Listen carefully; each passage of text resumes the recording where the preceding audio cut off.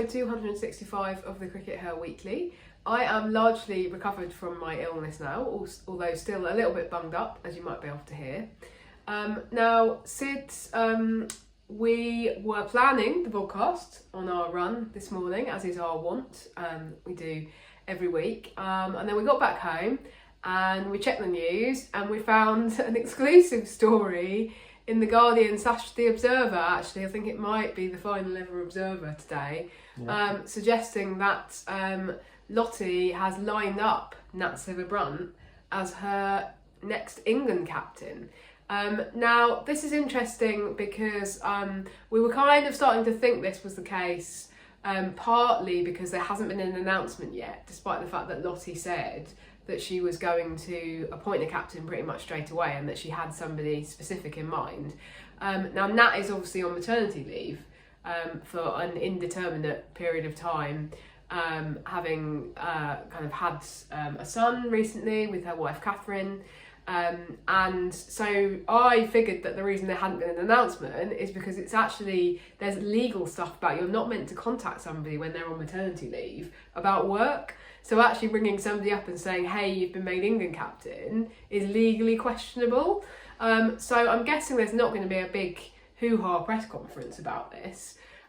So that was why I thought that an announcement had not been made. But anyway, it's been leaked. There's been this scoop in The Guardian / Observer, and it's now fairly set. We think that Nat Sciver-Brunt is going to be the next England captain. Yeah, I mean, I think this definitely hasn't come directly from Lottie. This looks like a leak that's come from the ECB management. So I guess that the talk around ECB towers down at Lords is that it is going to be Nat, but I mean, it's still obviously to be officially confirmed.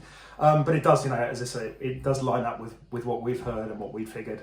So yeah, Nat Sciver is the next England captain. I mean, cards on the table. She probably wasn't really our choice, but there were a really limited number of options. Yeah, I think that's really important. There were no good options. Yeah. And so to some extent, we were always going to have to suck up whoever was selected, right?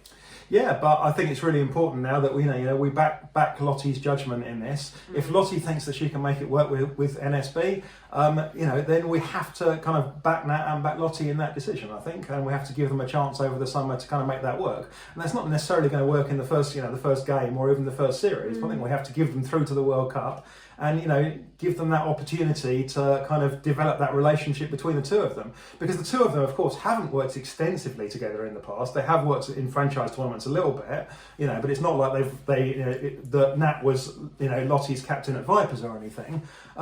So give them time to build that, and let's see what becomes of it. Lottie's going to be very much a hands-on coach. Yeah. She's going to be the most captain-like coach that England have had in years and years and years. Yeah. Because the previous coaches under Heather Knight weren't particularly hands-on in terms of on the field stuff. The previous coaches under Charlotte Edwards weren't, because Charlotte Edwards was very much in charge in her last few years as England captain. So, she's going to be the one leading. She'll be the one kind of driving the team forward tactically. And if she thinks that Nat's the right person to take that forwards on the field and to be able to carry out, Lottie's instructions, which we've heard come in ring binders like this, then, she's made that choice and we have to give it a chance to work through. Yeah, we do. I think there is a lot of scepticism out there about this choice, though. I think there is going to be a level of scepticism about this, and one would have to say that actually Nat Sciver-Brunt has kind of to some extent brought that upon herself by not having made a very good fist of it in the times that she has been given the England captaincy in the absence of Heather Knight. Now, taking it on a permanent basis is different to that, but I think that there's going to be a bit of work to do actually to win over the fans with this appointment, to be honest, because it's very fresh in the memory, that disaster against West Indies. Now, Nat has got a couple of big things going for her. She is fit. So if there's a kind of a charge towards increased fitness testing and making sure everyone's meeting those standards, then she can really kind of set the standard. Yeah, there's no question that she'll pass their fitness tests. And the other thing is, of course, that she is a shoo-in for all 3 formats because she is a very, very good player. Now, some people said, well, that's a bad reason to make her captain, but it does mean that they don't have to do any jiggery-pokery and artificial selection, which some of the suggested choices would have meant that they would have had to do. So I think there are a couple of positives there. Lottie can select what she knows is the best team in every single format and not worry about that. So those are the positives. I am a little bit concerned and also very curious and interested to see what it's going to look like, what that actual dynamic is going to look like. And it may be that Nat Sciver-Brunt can kind of come into her own and really shine in this role, given that opportunity to escape from the sort of the shadow of Heather Knight, you would have to say. On the other hand, it's going to be very tricky, as we've said, with Heather in the background in the dressing room and on the pitch. How do we know that Nat isn't going to get into difficulties and say, Heather, what should I do?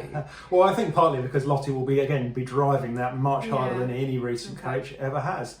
So the really interesting question now that if they've made the choice with Nat, if it is the case that they've made that decision, obviously Nat's a reasonably short-term appointment. She's already well into her 30s.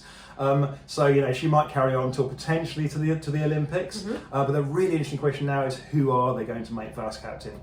Is the vice captain going to be somebody that's going to be a temporary appointment that's going to go through with Nat for the next couple of years while they look at longer term options? Or is it going to be, are they going to go for Charlie Dean? Is she going to opt for Charlie Dean, who's the one where you'd go, well, if it's Charlie Dean, then that does give her, the anointment of being the next captain, potentially.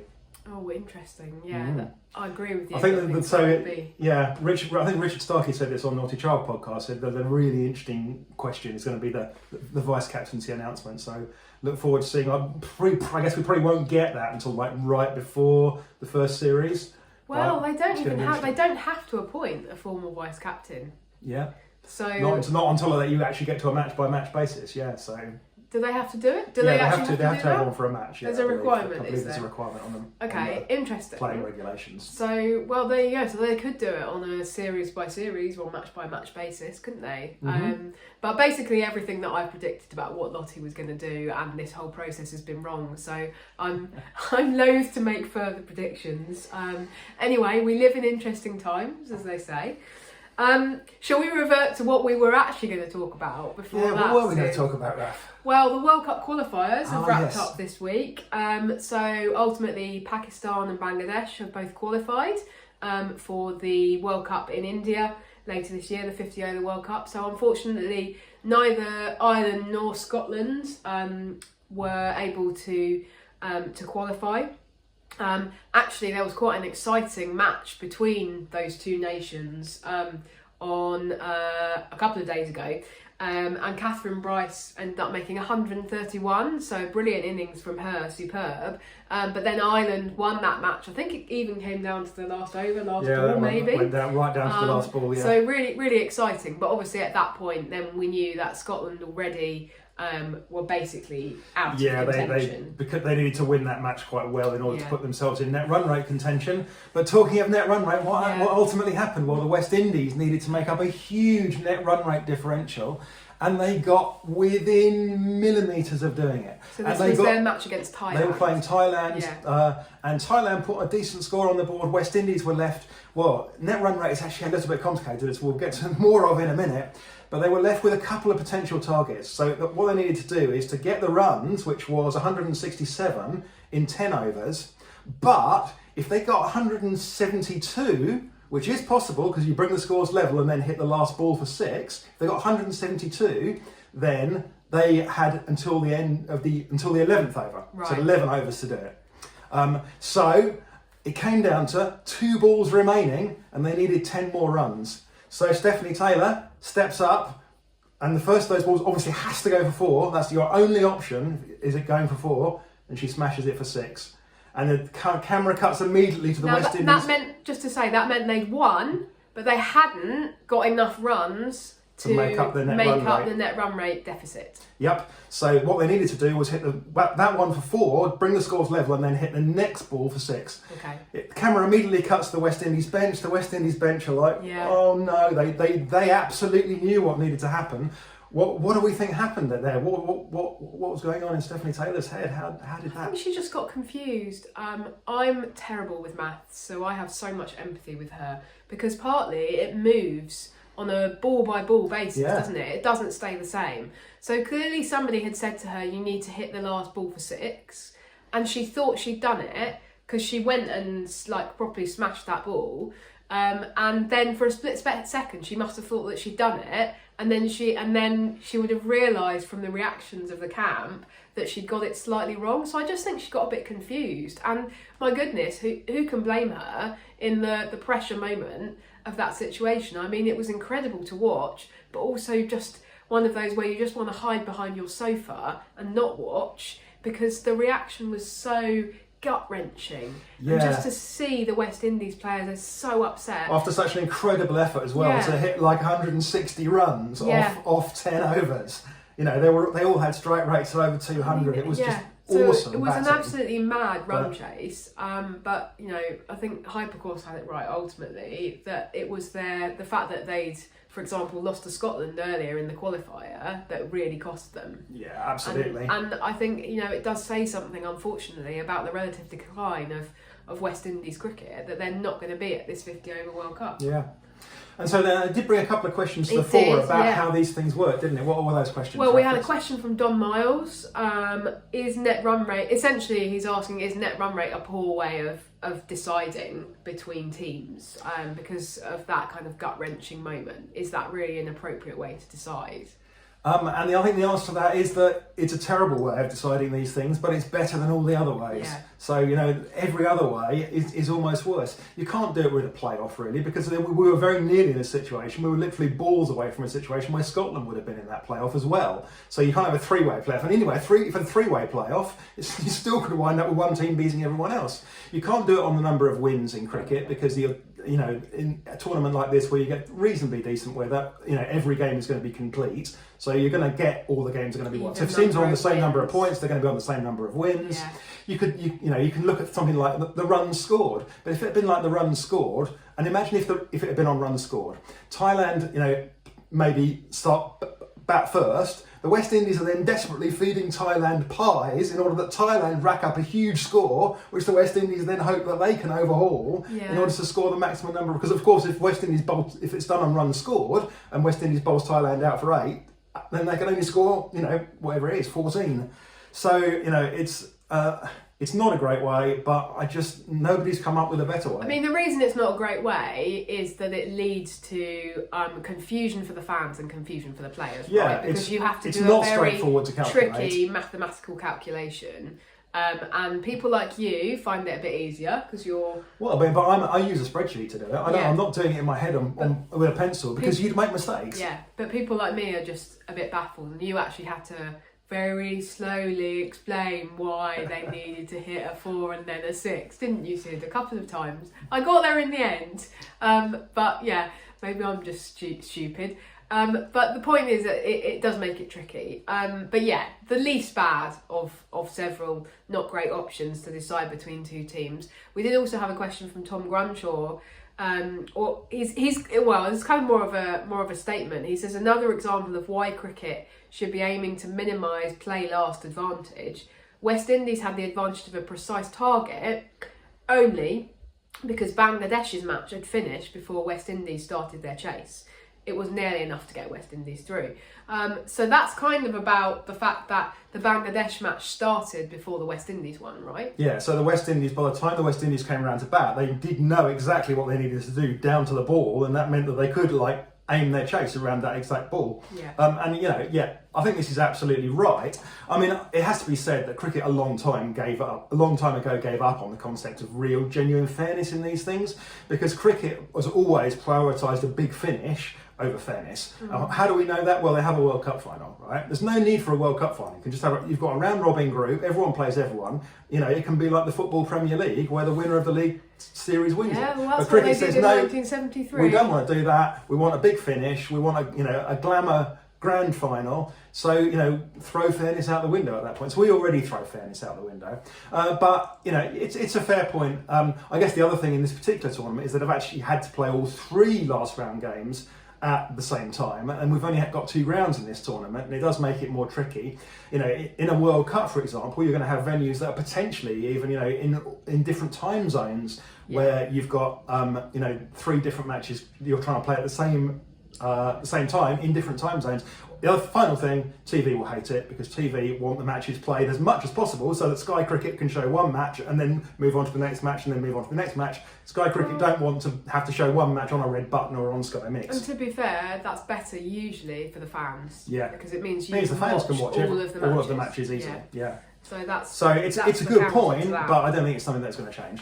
Okay, fair enough. Anyway, disappointing for West Indies, but obviously great for Bangladesh and Pakistan. An absolutely great tournament. Storming tournament and won all of their matches, so good for them. Yeah, now Pakistan will be going to India for the World Cup, right, Raf? Now, England A's tour of Australia concluded a few days ago with a loss to Australia A ultimately in their 4-day game. And it must be said that actually England A, having got themselves into a winning position on the final day, basically threw it away. They went from 212 for 4 to 264 all out. So it was a massive collapse at the end.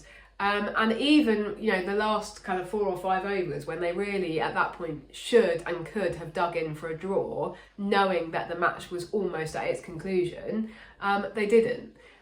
Some quite kind of reckless, John Ball-esque batting. John Ball is still infecting this group. Izzy Wong going for a bonkers single. Yeah, and then getting run out. Left and getting run out. But I mean, and obviously Paige Schofield, who did have a great match with the bat, ultimately threw away her wicket as well and kind of started that rot. So it's wasn't a great finish in terms of England A.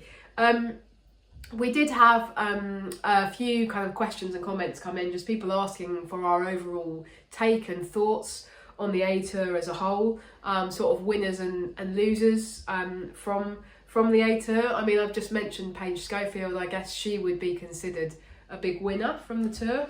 Yeah, I mean, I think her performance in that second innings in the Test aside. Yeah, I think Alex Capsey's had a couple of decent knocks there now. I think Paige Schofield has had, you know, a pretty decent tour. I mean, I guess the Paige Schofield's problem is who's she actually replacing in the England lineup? Who are you going to take out? I mean, perhaps she comes in place of where Alex Capsey's been, but Alex Capsey's actually been in and out of the team. She's, you know, is she going to come in? Are you going to drop Dunks from the T20 team? And maybe Paige? you are. Well, Maybe. We know that the new approach is going to be to see who performs in county cricket. So if Paige Schofield can do what she did a couple of years ago and score 200s in the first couple of games, then she's really put her hand up for England. Yeah, that's what she needs to do. And I think she's probably the one person that's really come out of this, you know, pretty well. You know, Grace Scriven's obviously done a right job with the captaincy from the perspective of the people there, because they made her captain for the Test. But you know, she scored some grinding 30s, but I think that we were really looking for a little bit more from her for this. So, you know, in terms of her breaking into the England team this summer, that doesn't really look at the moment like it's going to be a thing that's majorly on the cards. Well, I mean, you know, maybe Lottie will take a view that, you know, if she puts her into the team, she'll deliver. But it's difficult to think that you're going to put her into the team on these. Scrivens needs to be really scoring big runs for Essex in order to get into contention. So that will be interesting. Izzy Wong's, you know, had a solid tour and she's looked all right. She's taken, you know, she got returned some decent numbers in the wickets column. Took a Michelle in the 4-day game. She doesn't look like she's challenging Lauren Filer on pace. She's not challenging Lauren Bell on, you know, accuracy and, you know, like line and length and, you know, variety of deliveries. No, I think it's good. It's a good news story for Wong in the sense of actually getting over the yips that she seems to have had permanently. Yeah, but it's not a performance. But it doesn't mean that she's going to suddenly be thrust back into England contention. Yeah, exactly. Yeah. The wicket keeping one is another really interesting one. I mean, big shakes of the head from Sid here, unfortunately. Yeah, we had a bit of Bess Heath. We had a bit of Seren Smale, didn't we? Yeah, Seren Smale's just like not looked. She's just looked like really like she doesn't know what she's doing with the bat. And it's so weird because she came into those Ireland matches and she had a bit of swagger about her. We're like, God, she's born to play here. She looks like a different player. And yet she's come into these matches and she's just been timid and poor and just honestly a disappointment. And Bess Heath hasn't taken the opportunity to stand up and go, well, I might not be the best keeper, but look at the runs I can smash. Well, she hasn't really done that. So, it's... I think that what's come out of this tour is that, England have not, as many people have said, haven't really got the players in the wings that Australia have. Lottie needs to hope that Amy Jones stays fit for another couple of years, please. Yeah, interesting. Wrap Amy Jones in cotton wool and... Now, the women's domestic season has officially got underway in England this weekend because we had the first round of matches in Tier 2 yesterday. There were a few results, but the big kind of shock result of Tier 2 is that Worcestershire beat Yorkshire by 114 runs. So it was a bit of a walkover in the end. Now, just to explain for viewers, Yorkshire are the only Tier 2 team who are fully professional because they are basically funding those contracts themselves. The other Tier 2 teams have a professional setup around them with coaching staff, etc. But the players themselves are players not have all got contracted. day jobs and they're getting a bit of money, but they've all got day jobs to support themselves, and then they're not full-time, very much not full-time professional cricketers. Not even part-time professional cricketers, really. So that's the current kind of state of Tier 2. Now, the other point to make is that Yorkshire manoeuvred themselves into a situation where they managed to persuade the ECB to change the rules a few months ago when they were making decisions about Tier 1, and actually get the ECB to say, OK, we'll bump Yorkshire up to Tier 1 in the second season. So in 2026, Yorkshire will be entering Tier 1, and it's irrelevant what results. Yeah, so Yorkshire are effectively the only side that are going to be promoted, and they're guaranteed promotion. Yeah. So they need to really put the results on the paper. And in fact, you managed to upset both Worcestershire fans and Yorkshire fans yesterday, didn't you? Did I? How did I upset Worcestershire fans? Well, because they thought you were underestimating them. Oh, okay, I see. Well, it has to be said, actually, Worcestershire do, at the moment, look like a very strong team, okay? So they've got 3 women from the kind of the regional era who played a lot of regional cricket, some of which was done professionally. So Chloe Hill and Gwen Davies and Claire Boycott all played a lot of regional cricket. And that's great. And at the moment, that's really important. It will be a bit of a depreciating asset because as the county system develops and professionalism develops further, and those players are no longer full-time professionals, the standard will will start to even out. But at the moment, they do look like a strong team on paper. But I just think that Yorkshire should be wiping the floor with everybody else, because otherwise it's really embarrassing for Yorkshire and for the ECB, who have basically changed the rules for them. And why else are they paying for all of those contracts other than to try and give themselves a leg up ahead of getting into Tier 1? Have Yorkshire contracted the wrong? Should they have contracted the players that are currently playing for Worcestershire? Yeah, so many of them would have said yes. And I got a bit of comeback on social media from some Yorkshire supporters, basically saying that I've been unfair to Yorkshire. Well, sorry, I mean, like, cry me a river, guys. If you're under pressure, then it's all of your own doing. And really, the way that Tier 1, Tier 2 situation was handled for Yorkshire just means that most people who follow women's cricket now, who are not Yorkshire supporters, are really not willing on Yorkshire to be successful, unfortunately. It's actually the opposite. There will be a lot of schadenfreude if Yorkshire do not dominate Tier 2 and do not win Tier 2, and there will be a lot of questions asked, not least by, let's say Worcestershire go on and win Tier 2, they're going to be ringing up Beth Barrett-Wild at the ECB and going, why aren't we being promoted into Tier 1? Yeah. It's not fair. So I kind of hope that happens, because it shows that you shouldn't manipulate things behind the scenes and break your own rules. Okay. Anyway, shall we talk a bit about some of our predictions for Tier 1, Sid? We did run a preview piece on CRICKETher this week, and your charts showed some interesting things. I crunched a load of numbers from the regional era and looked at the new sides and were like which squads took the top 11 players in each squad, and which squads are the strongest in terms of their numbers from the regional era. And the one that comes massively on top is the Blaze, partly because they've hoovered up a load of England players who presumably are partly driven by the fact that a load of England players are based around Loughborough, so it's convenient to only have to go to Nottingham. Blaze looks strong, but once you take out the England players, it's actually Surrey and, believe it or not, Lancashire. Serial underperformers, Lancashire. Sorry, Lancs fans. I mean, I think the hardcore Lancs fans will admit they have underperformed. So there's an opportunity for Surrey and Lancashire once the England players go to kind of look at their strong squad depth in terms of non-England players. And they're going to be the three to watch, basically. I think it'll be between Blaze and Surrey and Lancashire. Okay, let's watch all of our predictions go to pot, because the numbers often lie, don't they, Sid? They do. We also gave some predictions about MVPs and kind of ones to watch, and also golden oldies. So who was your golden oldie, Sid? Oh, Lissy McLeod. Yeah. Old Essex, Berkshire player from now there. Essex. Yeah. Yeah. So I think that she's been around for a long time now. She's the senior pro at Essex this year.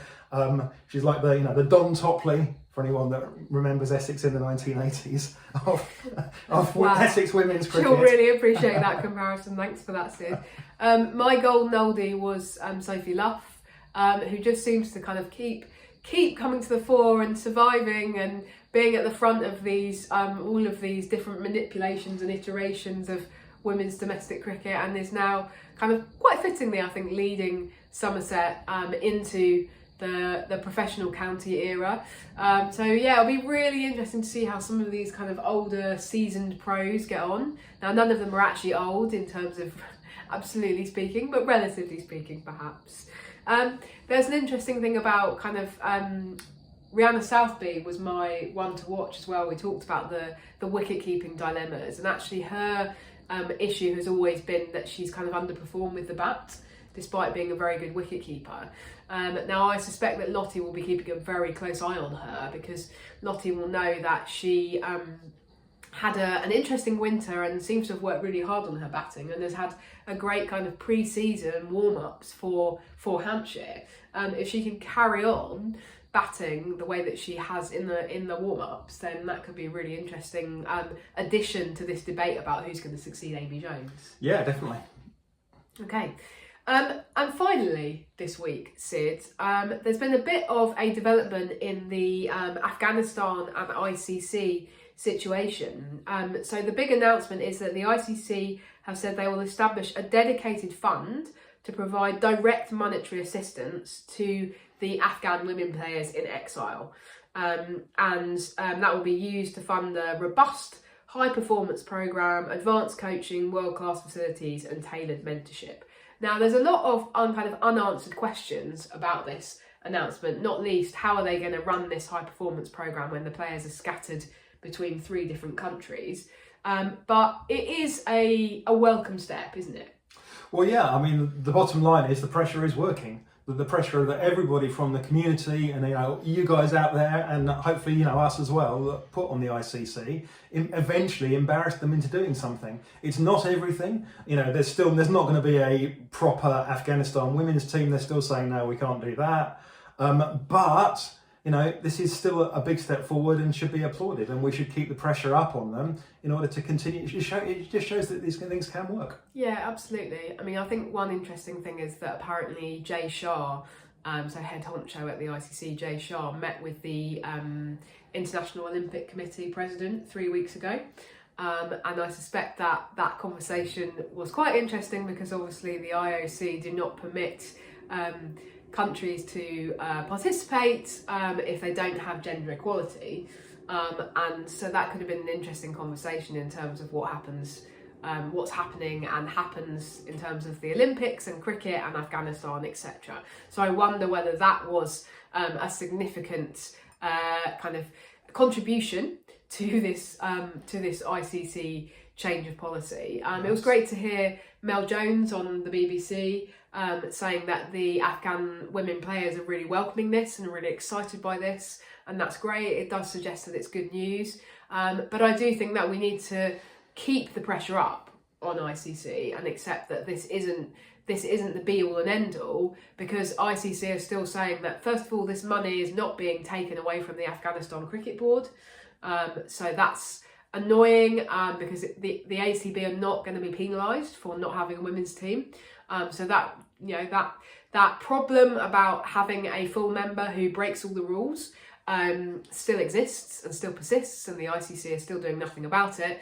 And secondly, as you say, not necessarily going to be kind of playing as the Afghanistan women's team. Now the suggestion seems to be the ICC is saying, oh, well, that's in the hands of the Afghanistan Cricket Board to decide. Well, it's not really. The ICC are the ultimate arbiter in cricket, and if they want to change the rules, then they can flipping well do so, because they change the rules about lots of different things when it suits them. So we need to keep putting pressure on to actually make sure that these Afghanistan women cricketers in exile are playing meaningful cricket and actually have a chance to participate in global competitions as the Afghanistan women's cricket team. Right, thanks very much everyone for tuning in, and we will see you in a week's time. Bye for now. Bye.